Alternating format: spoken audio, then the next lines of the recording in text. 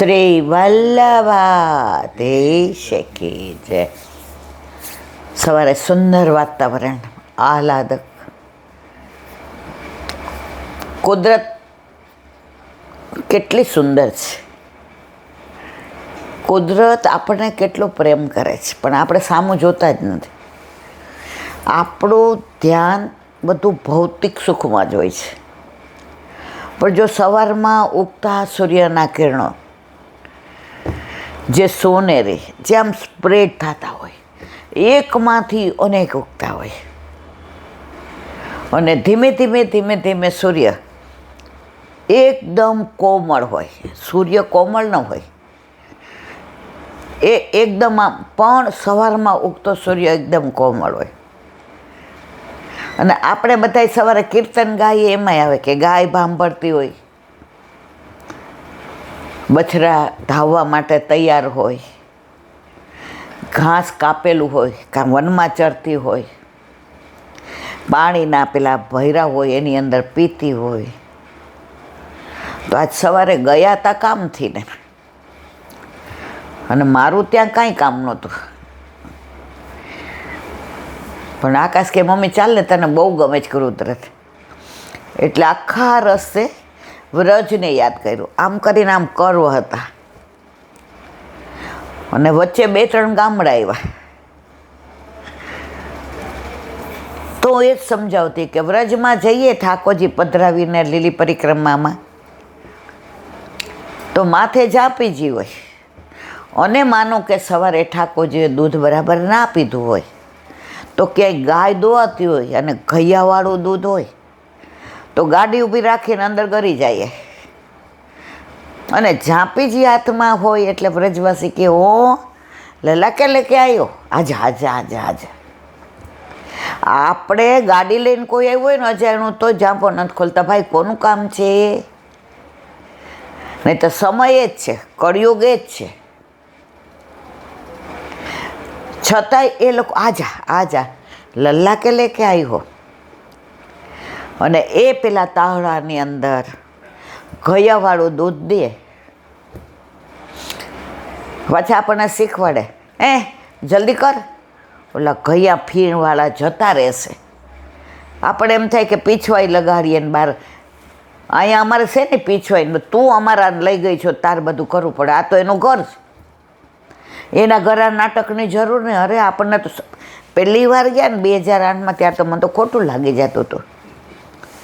ત્યારે આપણે નાના હોય ને, મેં તો આ લોકોને તો જો કેવું કરે છે. ત્યારે હેમાબેન મને સમજાવતા, ગાંડી, કારણ કે સૌથી નાની હું હતી. આ લોકો આપણને સમજાવે છે. આપણે કેમ પીછવાઈ લગાવીએ ને સિંહાસન કરીએ ને પેલા આપણે પડઘા ઉપર જડ. આ તો એનું ઘર છે. એ ફટકડતા આમ ઠાકોરજીને બહાર ખોળામાં લે અને દૂધ આમ, આપણે તો ટેરો બેરો કરીએ. એટલે આમ હું તો ઓલી બાજુ જોઈ જાઉં.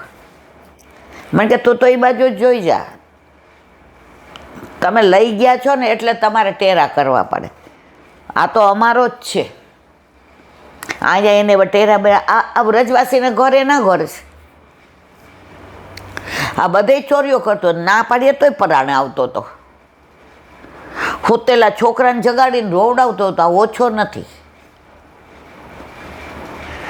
પછી ધીમેકથી પૂછે, કલે એવું કરાનો હે ક્યાં? અંદરથી હા પડે, અને બહારથી એમ થાય કે એને ખરાબ લાગશે તો.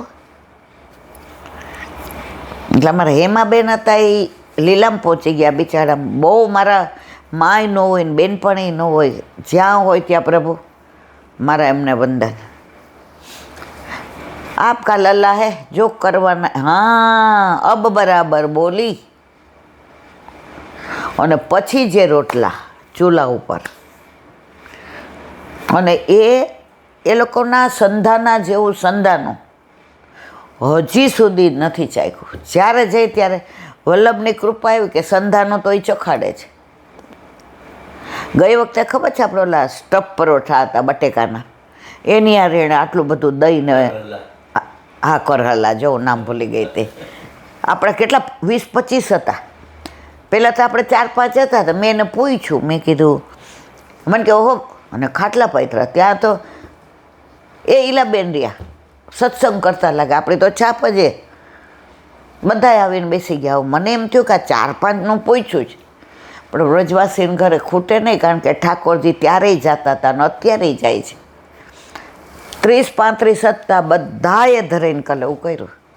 એમાં સંધાનું અને દહીં તો કેવું દડબા જેવું, અને બહાર ચૂલો હતો પાછો, ગેસ નહોતો. ઓલા લાકડા નાખતા જાય અને પરોઠા બનાવતા જાય, અને ઓલી મટકીમાંથી ને દહીં કાઢીને દેતા જાય. છેલ્લે મેં કીધું તમારે લાવવું પડશે, તો અંદર બીજી મટકી લઈ આવી. લલાકા તો એ રહા, એ તો હાફ સબકા હે. એટલે એ લોકો ઠાકોરજીનું બધું જુદું જ મેળવે. અને પછી કલે એવું કરી લઈએ એટલે આપણે કહીએ હવે અમારે મોડું થાય છે. અને પછી એના છોકરાના હાથમાં 100-200 રૂપિયા દઈ નહીં, ઠાકોર કો ખिलाए वाका कोई पैसा होता है क्या, चल निकल. એ ચલ નિકલમાં એમ કે બેસ, એમની બોલવાનું એવું જાણે ઝઘડતા હોય, પણ અંદર પ્રેમ એટલો ભરેલો કે પ્રેમ એ વડચકામાં આપણે મહેસૂસ કરીએ. નાના હતા ને ત્યારે એક કવિતા કે વાર્તા આવતી, મને બહુ યાદ નથી, હું એ કવિનું નામ દઉં. એનું નામ હતું વાર્તાનું મીઠા વડચકા. હવે વડચકા કોઈ દી મીઠા હોય? આપણે કોઈને વડચકું ભરીએ તો કોઈને મીઠું લાગે ના. આમાં મીઠા વડચકા એ હતા. કવિ કે છે સવારે માને ખેતરે જવાનું હોય છે, ગાય દોવાની હોય છે, વાસીદું કરવાનું હોય છે, કૂવે જળ ભરવા જવાનું હોય છે, અને એકનો એક દીકરો, અને બાપા લીલામ પહોંચી ગયા હોય છે. એકનો એક દીકરો વર ના હોય, અને નાનપણમાં વિધવા, તો દીકરો કેવો વાલો હોય, પ્રાણથી વધુ વાલો. એટલે સવારે એનું બધું તૈયાર કરે, શાકેય બનાવે ને દૂધેય બનાવે ને દહીં ને, પછી ગરમ ગરમ રોટલી બનાવવા બેસે એટલે ઓલો સૂતો હોય તો બૂમ પાડે, એ ઊભો થા, ખાજે, પછી ઠંડુ પડ્યું છે એ હવે નથી બનાવવાની, રોજ રોજ શું આ ભેજા મારી લઈ લેજે હાથે, હવે તો થા. જો એ જે વડચકા ભરે છે એમાં માની મમતાની પ્રેમની પરાકાષ્ઠા છે. એની પાસે સમય નથી, એને આ બધું પરવારીને ખેતરે જવાનું, દાળિયા રાખવાની ત્રેવડ નથી. તો દીકરાને એટલો બધો પ્રેમ કરે છે કે એના માટે ગરમ રોટલી, એના માટે તાજું મેળવેલું દહીં, એના માટે વલવેલું માખણ, એના માટે થાળી તૈયાર, એના માટે પાણીનો લોટો તૈયાર. પેલા ઢીચણિયા આવતા, ઢીચણિયા આણામાંય આપતા, મને ખબર છે. એટલે પુરુષો જમવા બેસે ને એટલે જમણી બાજુ ઢીચણિયું રાખે, એટલે કોઈ દિવસ એમને કમરની તકલીફ, કારણ કે નીચા વડે તો ઓલું ઢીચણિયું હોય. આપણી પૂર્વની બધી જે હતી ને એ સાયન્ટિફિકલી હતી. અને પાટલા ઉપર થાળી રાખે, એટલે ઊંચું રહે, એટલે તમારે કમર પેલી ના થાય. અને પાથરેલું હોય એ આસનિયું પાછું એવું હોય કે છોવાઈ રહે, અને એના ઉપર એ ભોજન લે. બધું તૈયાર, પણ ઓલો ઉઠે નહીં. ઉઠે ને એટલે માને જો વડચકા બોલે ભરે છે, પણ એમાં મીઠાશ છે કે પછી હું નહીં હોઉં ને તું રોટલી ઠંડી થઈ જશે, તું હાથેથી દહીં લેતા નહીં આવડે તો એકલી રોટલીને અથાણું ખાઈને વયો જઈશ, તાર સ્કૂલનો ટાઈમ થઈ ગયો છે. તો જે બૂમો પાડે છે ને વડચકા ભરે છે ને, એમાં એના દીકરા તરફની મમતાના પ્રેમની પરાકાષ્ઠા છે. એમાં વ્રજવાસીઓ આપણને આમ ચલ અબ નિકલ. શરૂઆતમાં તો 2008માં મેં કીધું આ તો જો આ કોઈ દે હેમાબેન કે નસીબ છે, સવારના પોરમાં આપણા ઠાકોરજીએ વ્રજવાસીના ગાયનું ફીણ હોતું, ઘયા હોતું દૂધ કલેવુંમાં લીધું. આપણે અમદાવાદ જાશું ક્યારેય આવું બનવાનું છે ઈલા? મેં કીધું, મને કે તું કોઈને 500 રૂપિયા દે ને તોય તને આવી રીતે. મેં કીધું વાત તો સાચી છે, 5000 દઈએ તોય. એ ક્યાં ચૂલે આમ રોટલા ઠાકોરજી અરોગવાના છે? આ મથનીમાંથી ને દહીં લેવાના છે? ઓલો માખણનો આમ ભલો વેલો લોંદો દેવાના છે?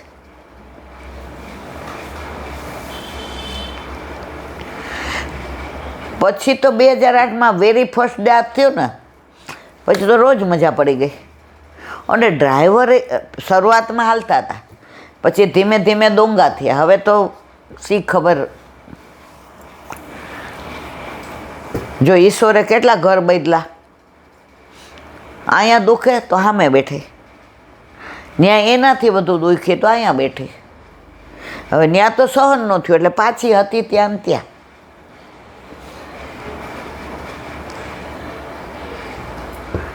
તો 2026માં જવાનું જ, પણ અત્યારથી ને મનમાં એમ થાય કે હવે ઠાકોરજીને તો વ્રજવાસીના ઘરનું જ દૂધ,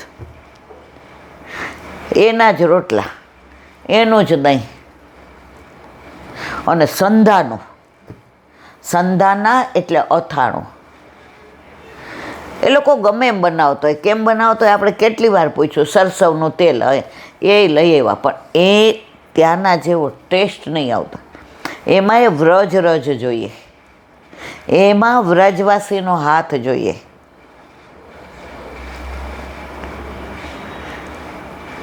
એમાં એમનો ભાવ જોઈએ. પછી મેં એને કીધું કે અમે આટલા બધા આવ્યા ને ઠાકોરજીને ધરાવ્યું તો અમે, એ કે वो अपनों के लिए वो अपने आप ही बनाता है, हम नहीं बनाते हैं. તમે આવવાના ઠાકોરજીને અરોગવા એ અમને નહોતી ખબર, પણ ઠાકોરજીને તો ખબર હતી ને આ વ્રજવાસીને ઘરે જવાનો છે. અને એમાંય જો પાછું બપોરે ઘણીવાર એવું થાય કે પાલ ઉપર પહોંચતા મોડું થાય. આપણે તો રસ્તામાં બેસી જાય, કોઈ કે હાલો સત્સંગ, હાલો બેસી જાય. ઝાડ નીચે વૃક્ષ હોય, કદમનું હોય કે લીમડો હોય કે પીપળો હોય, બેસી જાય. એમાં જો કોઈક વ્રજવાસી આવે ને એ એની વાતો કરવા બેસી જાય. હવે સમયનું ભાન ન રહે. આમે હું તો આવી જ છું. હવે ત્યાં 11:30 પાલમાં પધરાવી દેવાના ઠાકોરજીને. એટલે બધાયના ઠાકોરજી ત્યાં બિરાજે. મુખ્યાજી હોય, મોટો થાળ સાજેલો હોય, જે બનાવ્યો હોય, અને જે આવી અને સમર્પણ કરે આપણા બધા વતી. હવે 11:30 પાલ બંધ થઈ જાય તો પહેલા જ દિવસોમાં ખબર પડી ગઈ કે આપણાથી તો પહોંચાતું નથી. હાલો વ્રજવાસીને ઘરે. એક ગામ એવું હતું ને, ત્યાં બધા એમ કે ઈલાબેન અહીંયા નહીં, અહીંયા બધું જવા દો.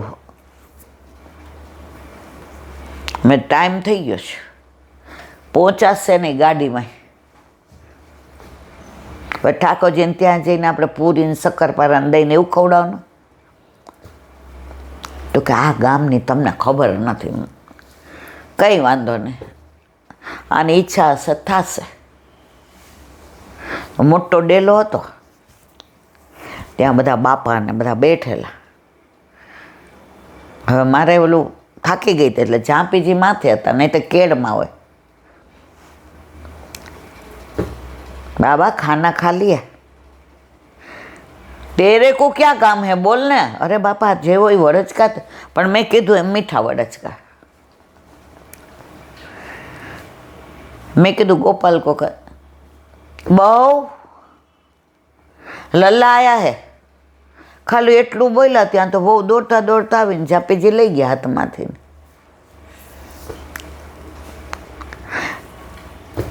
बापा बार अने अमे ओसरीमां.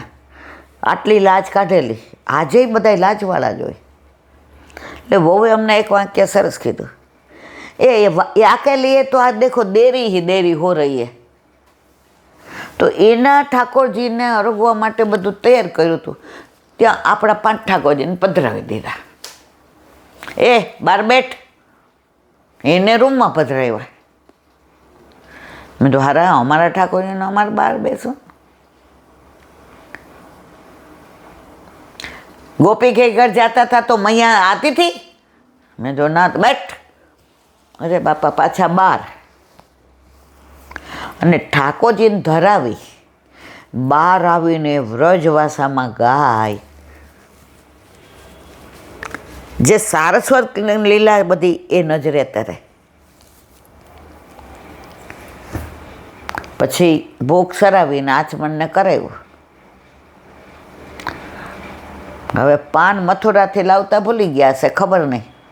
તો ઇલાયચી હોય ને એના દાણા કાઢી અને પેલા પથ્થરો હોય ને એનેથી આમ કરીને સુગંધે નાખીને ઠાકોર લે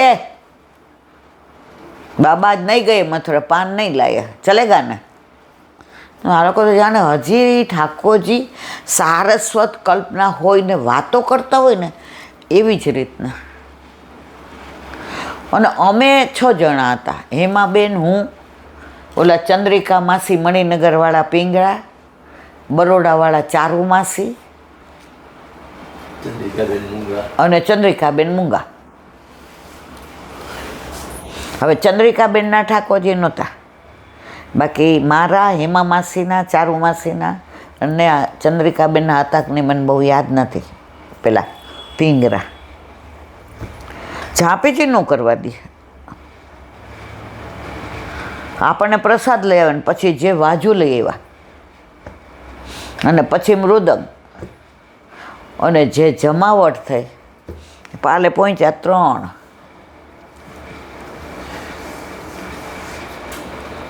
હવે રસોડામાં તો બધું, પણ અહીંયા અમને જેણે ધરાવ્યું હોય એ અમે લીધું હોય એવું પેટ ભરાય.